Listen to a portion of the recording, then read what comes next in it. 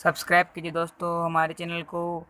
Notification पाने के लिए बेल आइकन को प्रेस कीजिए। नमस्ते बच्चों, ऑनलाइन क्लास में आपका स्वागत है। देखो हम आपको आज 6 क्लास हिंदी बसंत बाग 1 का लेसन पार्ट 3 पढ़ा रहे हैं, जिसका नाम है नादान दोस्त। देखो इस नादान दोस्त में लेखक ने केशव और श्यामा दो नादान बच्चों की कहानी का वर्णन किया है। उनमें उनके व्यवहार, उनके स्नेह का वर्णन किया है और वह किस तरह उन चिड़िया के बच्चों को, उनके अंडों को देखते हैं और उनके लिए उनके बारे में पूछते हैं। तो आज हम इस लेसन को पढ़ते हैं, ठीक है। इसके लेखक है प्रेमचंद। अब देखो इस लेसन को हम आगे पढ़ते हैं। केशव के घर कार्निस के ऊपर एक चिड़िया के ने अंडे दिए थे। केशव और उसकी बहन श्यामा दोनों बड़े ध्यान से चिड़िया को वहाँ आते जाते देखते थे। केशव के घर के ऊपर कार्निस की जो छत थी, मतलब घर की जो छत थी, वो उस पर चिड़िया ने अंडे दिए थे और केशव और उसकी बहन श्यामा दोनों उसको रोज देखती थी। सवेरे दोनों आंखें मलते कार्निस पर पहुंच जाते और वहाँ चिड़िया और चिड़ियों को देखते थे। उनको देखने में दोनों को बहुत ही आनंद आता था। दूध और जलेबी की भी उनको सुध नहीं रहती थी। दोनों के दिल में तरह तरह के सवाल उठते थे। अंडे कितने बड़े होंगे, किस रंग के अंडे होंगे, कितने होंगे, क्या खाते होंगे, उनमें से बच्चे किस तरह निकल आएंगे, बच्चे के घर पर कैसे रहेंगे, घोंसला कैसा होगा। लेकिन इन बातों का जवाब देने के लिए कोई नहीं था। ना अम्मा को घर के काम धंधों से फुर्सत थी, ना ही उनके बाबूजी को पढ़ने लिखने से फुर्सत थी। दोनों बच्चे आपस में सवाल और जवाब कर लेते थे। श्यामा कहती, क्यों भैया, बच्चे निकलकर फुर से उड़ जाएंगे। केशव विद्वानों जैसा गर्व करके कहता है कि नहीं पगली, पहले तो इनके पर आएंगे, उसके बाद यह उड़ सकेंगे। श्यामा, बच्चों को क्या खिलाएगी बेचारी। केशव इस पेचीदा सवाल का जवाब कुछ ना दे सकते थे। इस तरह 3-4 दिन गुजर गए। दोनों बच्चों को जिज्ञासा दिनों दिन बढ़ती गई कि अब बच्चे निकल आएंगे। उन्होंने अनुमान लगाया कि अब बच्चे जरूर ही अंडों में से निकल आएंगे। बच्चों के चारे का सवाल अब उनके सामने आ खड़ा हो गया था। चिड़िया बेचारी इतना दाना कहाँ से लाएगी, सारे बच्चों का पेट भरेगी, गरीब बच्चे भूख के मारे चू चू करके मर जाएंगे। इसी मुसीबत का अंदाजा करके दोनों घबरा उठते हैं। दोनों ने फैसला किया कि कार्निस पर थोड़ा सा दाना रख दिया जाए, यानी घर की छत पर थोड़ा सा दाना रख दिया जाए। श्यामा खुश होकर बोली, तब तो चिड़िया को चारा लाने की कोई जरूरत ही नहीं पड़ेगी। केशव, नहीं, तब क्यों जाएगी। श्यामा, क्यों भैया, बच्चों को धूप ना लगती होगी। केशव का ध्यान इस तकलीफ की तरफ ना गया था।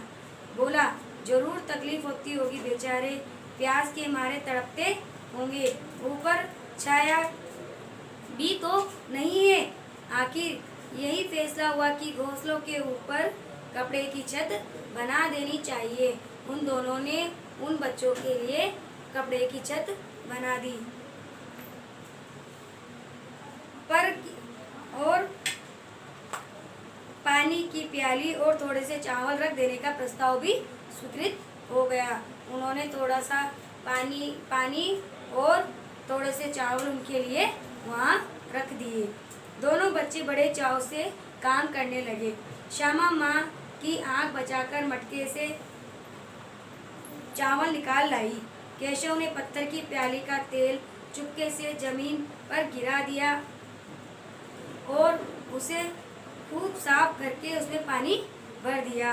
अब चांदनी के लिए कपड़ा कहाँ से लाए, यानी उनको छत बनाने के लिए, उनको ढकने के लिए कपड़ा कहाँ से लाए। फिर ऊपर बगैर झाड़ियों के कपड़ा ठहरेगा कैसे और झाड़ियाँ खड़ी कैसे होगी, यानी उनके लिए छाया किस प्रकार करेंगे। केशव बड़ी देर तक इसी उधेड़बुन में रहा, यानी केशव बहुत देर तक उसी सोच में रहा। आखिरकार उसने यह मुश्किल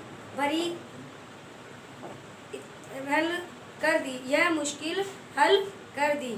श्यामा से बोला, जाकर कूड़ा फेंकने वाली टोकरी उठा लाओ, यानी कचरा फेंकने वाली टोकरी उठा लाओ। अम्मा जी को मत दिखाना। श्यामा, यह तो बीच से फटी हुई है, उसमें से धूप नहीं जाएगी। केशव ने झुंझलाकर कहा, तू टोकरी तो ला, मैं उसका सुराग बंद करके कोई हिम्मत करूँगा, मतलब मैं इसका सुराग यानी उसका जो छेद है उसको बंद कर दूंगा। श्यामा दौड़कर टोकरी लाई। केशव ने उसके सुराग में थोड़ा सा कागज ठूस दिया और तब टोकरी को एक टहनी पर टिकाकर बोला, देख, ऐसे ही घोंसले पर उसकी आड़ कर दूंगा, तब कैसे धूप आएगी।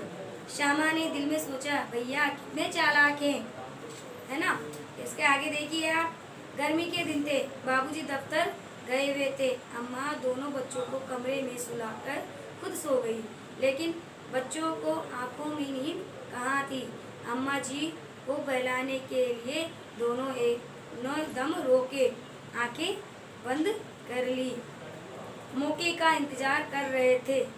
जो ही मालूम हुआ कि अम्मा जी जो अच्छी तरह से सो गई, दोनों चुपके से उठकर आए और बहुत धीरे से दरवाजे की चिटकनी खोलकर बाहर निकल गए। अंडों की हिफाजत के लिए दोनों तैयार होने लगे।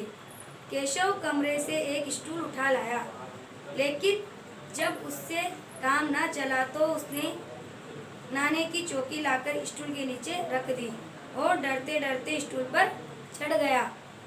श्यामा दोनों हाथों से स्टूल पकड़े हुए थी। स्टूल 4 टांगों के बराबर न होने के कारण एक तरफ से ज्यादा ही दबता जा रहा था। जरा सा हिल जाता, उस वक्त केशव को कितनी तकलीफ उठानी पड़ती थी, यह उसी का दिल जानता था। दोनों हाथों से कॉर्निस पकड़ लेता और श्यामा को दबी आवाज से डांटता, अच्छी तरह पकड़ इसको, वरना उतर कर मारूंगा।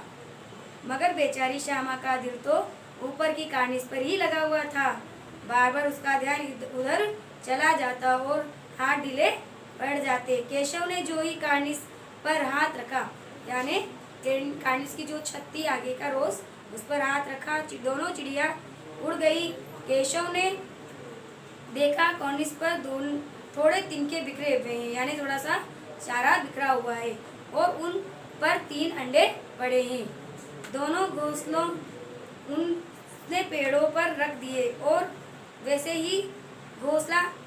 कोई घोंसला नहीं था। श्यामा ने नीचे से पूछा, के बच्चे हैं भैया, मतलब कितने बच्चे हैं भैया। केशव, 3 अंडे हैं, अभी बच्चे नहीं निकले। श्यामा, जरा हमें दिखा दो भैया, कितने बड़े हैं।